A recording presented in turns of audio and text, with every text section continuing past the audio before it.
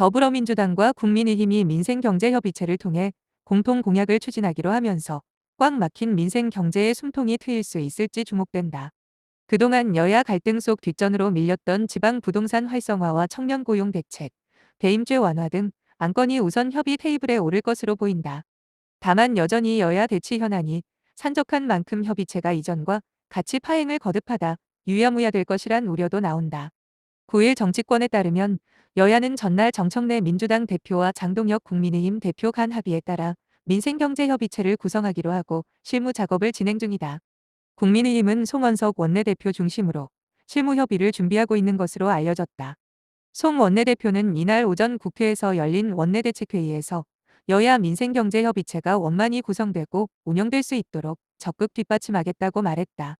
민생경제협의체 테이블에는 지난 대선 여야 공통공약과 양당 간 이견이 적은 민생 현안이 먼저 오를 전망이다. 앞서 여야는 지난 7월에도 공통공약을 추진하기로 뜻을 모았는데 당시 민주당은 국민의힘의 자본시장법, 전자증권법 등 11개 비쟁점 법안 처리를 제안한 바 있다. 이번에는 야당 대표가 제안한 안건 위주로 논의하기로 했기 때문에 야당 관심사인 소득세법이나 부동산 정책도 깊이 다뤄질 전망이다.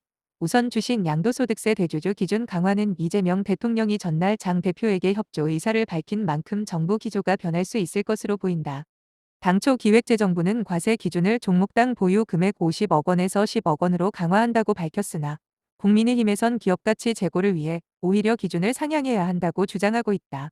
또 부동산 정책의 경우 지방 경기 활성화를 위한 미분양 지원책이나 건설 투자 확대 등이 논의될 가능성이 있다. 특히 여야 공감대가 있는 배임죄 완화 및 폐지와 청년 고용 지원책도 속도를 낼 것으로 기대된다. 이외에 노란봉투법과 상법 개정안, 중대재해처벌법 등도 안건에 오를 수 있지만 민주당이 야당 의견을 반영할 가능성은 크지 않다.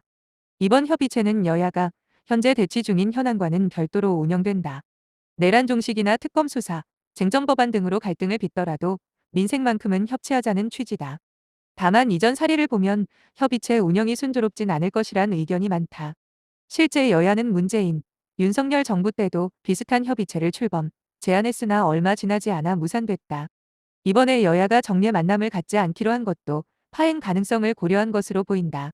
현재 여야 협치 역시 쉽지 않은 상황이다. 전날 이재명 대통령과의 오찬 회동에서 처음으로 여야 당 대표가 손을 맞잡았으나 온도차는 분명했다. 오찬 관련 여야 공동 브리핑 이후 이어진 각 당 수석 대변인의 개별 백브리핑에서 민주당은 소통 협치로 의미부여했지만 국민의힘은 장 대표가 야당으로서 전달한 의견들에 초점을 뒀다.